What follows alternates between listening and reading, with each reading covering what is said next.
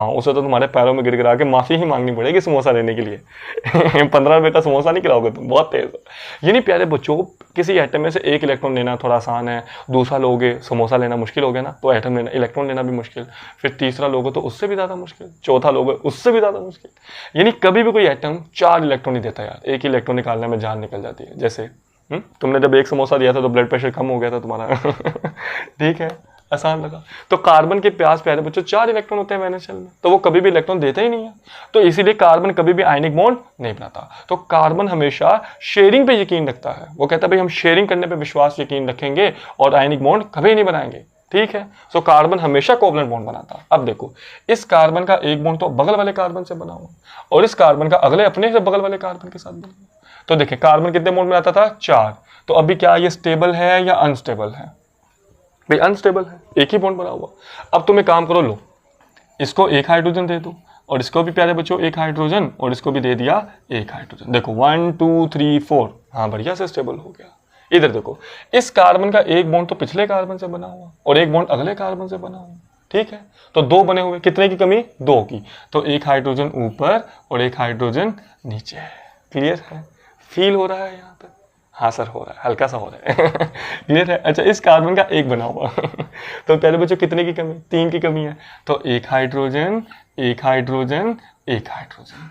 Clear है? इसका नाम होता है प्रोपेन। बात करेंगे, एकदम समझाएंगे तुमको, एकदम फील कराएंगे। अभी फिलहाल तुम इसके नाम वगैरह छोड़ो। प्यारे बच्चों इस तरह से लिखना होता है स्ट्रक्चरल फार्मूला, यानी तुमने किसी का स्ट्रक्चर बनाकर दिखा दिया, तुमने एकदम खोल के दिखा दिया, स्ट्रक्चरल फार्मूला। क्लियर है? बढ़िया से समझ आया है? आसान लगा? अच्छा, अगर हम आपसे कहें कि प्यारे बच्चों इसमें कितने कार्बन हैं, आप बोलोगे 1 2 3, तो टोटल कार्बन कितने? C3। अच्छा जी, हाइड्रोजन कितने? 1 2 3 4 5 6 7 8, C3H8। तो प्यारे बच्चों इस तरह का फार्मूला होता है मोलिकुलर फार्मूला, यानी मोलिकुलर फार्मूला तुमको बताता है एक्चुअल नंबर ऑफ एटम्स, यानी तुमने गिना कि भाई साहब इसमें इतने कार्बन हैं और इतने हाइड्रोजन, सबको गिन के बता दिया कि इसके अंदर क्या है, इतने कार्बन है इतने हाइड्रोजन है। तो ये क्या हो गया प्यारे बच्चों? Molecular formula. क्लियर है? कोई दिक्कत तो नहीं हो रही? हाँ सर नहीं हो रही, शाबाश। ठीक है। कई बच्चे कह रहे हैं सर आप खुद से ही बातें करते रहते हो। हाँ यार, कोई दोस्त ही नहीं है अच्छा सा, एक था छोड़ ही गया यार, उस बेचारे का बिजनेस सेट हो गया यार। चलो काश हमारा भी हो जाए बिजनेस सेट। मजाक कर रहे हैं। यानी प्यारे बच्चों देखो, अगर हम किसी की स्ट्रक्चर को खोल के लिख देंगे तो स्ट्रक्चर फार्मूला है, अगर पूरा जोड़ के लिख दोगे तो मोलिकुलर फार्मूला हो जाएगा। अच्छा, अगर हम आपसे कि एक एक कार्बन की कहानी बताओ, इस कार्बन की कहानी क्या है? क्या कहानी है? 1 2 3, इस कार्बन के 3 बॉन्ड तो बेटा जी लगे हुए हैं हाइड्रोजन के साथ।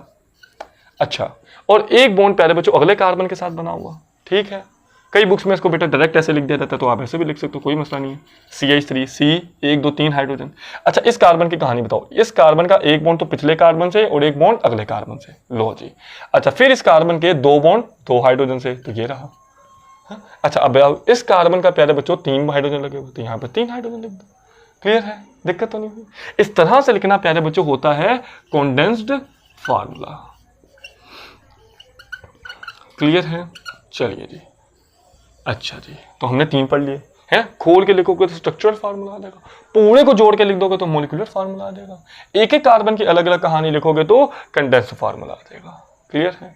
अच्छा, इसमें एक और नोट लिख लो प्यारे बच्चों, हैशटैग नोट कौन सा है भाई साहब? कि कंडेंस्ड फार्मूला में, in condensed formula vertical bonds are always omitted, vertical bonds are always omitted। omitted का मतलब कहता है खा जाना, एकदम गायब कर देना। तो यहां पर देखो, ये वर्टिकल बॉन्ड्स हैं, ये वर्टिकल बॉन्ड्स हैं, ये वर्टिकल बॉन्ड, तो ये हमने यहां पर गायब कर दिए हैं। तो कंडेंस्ड फार्मूला में हमेशा वर्टिकल बॉन्ड्स क्या हो जाते हैं? गायब हो जाते हैं। क्लियर है? जैसे अगर तुमने कुछ खाना हो है तो तुम्हारे दोस्त को अगर तुम फोन करोगे तो वो क्या हो जाएगा? गायब हो जाएगा। सेम केस कंडेंस फार्मूला में वर्टिकल बॉन्ड्स गायब हो जाते हैं। क्लियर है? एक और लिख सकते हैं डॉट क्रॉस फार्मूला। देखिए डॉट क्रॉस फार्मूला क्या होता है? देखिए बॉन्ड कैसे बनता है? भाई इलेक्ट्रॉन की शेयरिंग से बनता है। यहाँ पर एक कार्बन ने एक इलेक्ट्रॉन शेयर किया, दूसरे भाई साहब ने भी शेयर किया। यहाँ पर एक कार्बन ने एक इलेक्ट्रॉन शेयर किया, हाइड्रोजन ने भी शेयर किया। यानी प्यारे बच्चों बॉन्ड तो बनता है शेयरिंग से। तो अब देखें कार्बन के पास कितने बॉन्ड होते हैं? कार्बन के पास कितने इलेक्ट्रॉन? 4, 1 2 3 4, अब मैंने शो कर दिया ये 4 का है, ठीक है, ये 4 इलेक्ट्रॉन है।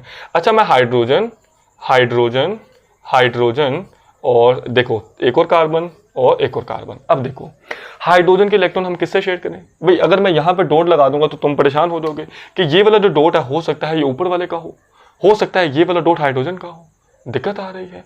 तो हम क्या करते हैं, हम यहाँ पे लगा देते हैं क्रॉस। अब तुमको ये बात कंफर्म होगी प्यारे बच्चों कि जो हाइड्रोजन है उसके लिए प्यारे बच्चों इलेक्ट्रॉन के लिए हमेशा क्रॉस आएगा और कार्बन के इलेक्ट्रॉन के लिए हमेशा डॉट आएगा। हाइड्रोजन के इलेक्ट्रॉन के लिए हमेशा क्रॉस आएगा, हाइड्रोजन के इलेक्ट्रॉन के लिए हमेशा क्रॉस आएगा। क्लियर है? अच्छा अगर प्यारे बच्चों अब हम यहाँ पे एक कार्बन जो है इसके आगे बनाते हैं और इस कार्बन में अगर हम यहाँ पे डॉट लिख देते हैं तो तुम भी परेशान हो जाओगे, तुम बोलोगे सर ये क्या बात हुई। अब हो सकता है ये वाला डॉट इस कार्बन का हो और ये वाला डॉट इस कार्बन का हो। अब दोनों कार्बन आमने सामने आ चुके हैं, तो अब तुमको प्यारे बच्चों एक काम करना है कि एक कार्बन के हटा के तुमको यहाँ पर एक कार्बन को अब क्रॉस दे देना है। क्लियर है? आसान लगा? बढ़िया से समझ आया? नहीं आया? फिर से बताएं। देखो अब दोनों कार्बन आमने सामने, ठीक है, अगर तुम डॉट डॉट लगा दोगे तो यार कैसे पता चलेगा कि कौन किसका है?